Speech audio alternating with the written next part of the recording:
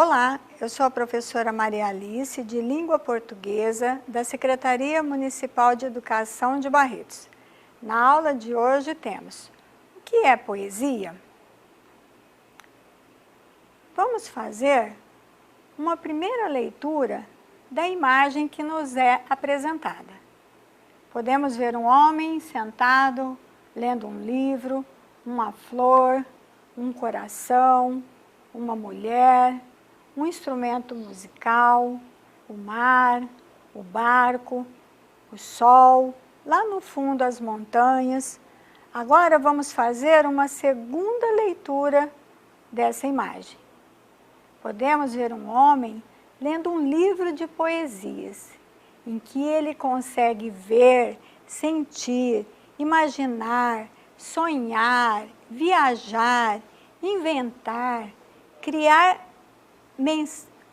imagens por meio dessa leitura.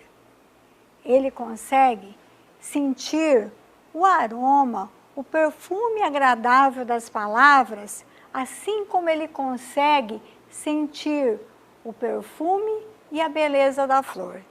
Ele consegue ouvir a melodia, o som, o ritmo, a musicalidade das palavras, assim como ele ouve uma bela canção. Ele consegue sentir as emoções, percepções, os sentimentos sentidos pelo coração. Isso é poesia. Então, a poesia é uma forma diferente de ver e de descrever a realidade. Poesia é ver a realidade com outros olhos. Desde tempos remotos, o ser humano utiliza as palavras ritmadas para manifestar seus sentimentos e seu encantamento diante do mundo e da vida. Essa expressão ritmada de emoções e de experiências profundas é o que chamamos de poesia, uma das formas artísticas mais antigas criadas pelo homem. E quanto mais a linguagem ritmada provoca o ritmo, a musicalidade, mais nós gostamos de ler a poesia. Poesia é um estado especial de encantamento ou de estranhamento diante do mundo e da vida. Um estado especial de encantamento, de você se encantar, se deslumbrar, se fascinar com algo que você vê, que contempla, um quadro, uma paisagem, um objeto, e de estranhamento diante da vida, né? Ver a realidade com outros olhos. Embora seja muito difícil defini-la satisfatoriamente, podemos reconhecê-la em uma situação, em uma paisagem, em um objeto, em uma obra de arte. Imagine que você, diante desse cenário lindo, essa paisagem linda, olha só que inspiração para um belo poema. Agora vamos ler um fragmento e um poema completo. São do poeta Elias José, o grande escritor e poeta brasileiro que foi Elias José. O bilhete. Escrevi e reescrevi, 1000 vezes busquei palavras, acrescentei e cortei coisas, até o lixo encher-se de papel. Escrevi 1000 vezes o bilhete de amor e ele virou poema, ou seja, ele virou poesia. Aqui nós percebemos que o trabalho do poeta e a poesia do texto centram-se na linguagem e não no tema escolhido. Por quê? O bilhete acabou por se tornar um poema, depois de ter sido exaustivamente modificado, transformado e revisto pelo autor. Olha lá, escrevi e reescrevi. 1000 vezes busquei palavras. Acrescentei e cortei coisas. Agora vamos ver um outro poema na íntegra do mesmo poeta. Tem tudo a ver. A poesia tem tudo a ver com a tua dor e alegrias, com as cores, as formas, os cheiros, os sabores e a música do mundo. A poesia tem tudo a ver com o sorriso da criança, o diálogo dos namorados, as lágrimas diante da morte, os olhos pedindo pão.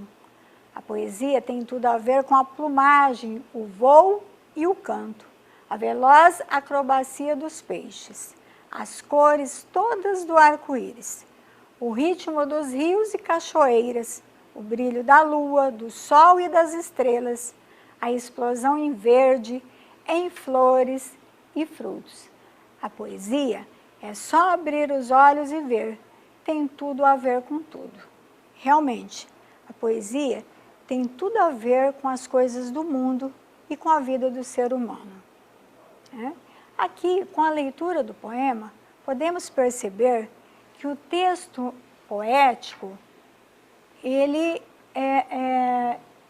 se caracteriza pela exploração do som e do ritmo das palavras e também por combiná-las de forma diferente, criando imagens, comparações e metáforas bem originais da realidade. Agora nós temos uma atividade cuja proposta é: você deverá criar, a partir de situações bem comuns do nosso dia a dia, da comunicação cotidiana, você deve criar comparações e metáforas. Lembrando, duas importantes figuras de linguagem, em que o que é comparação?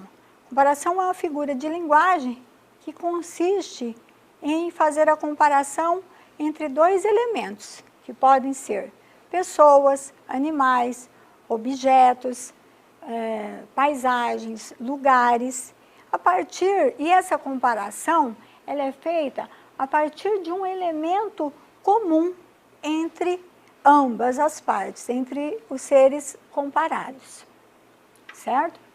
Então, vou dar um exemplo de comparação. Por exemplo, esta fruta é doce, o mel é doce.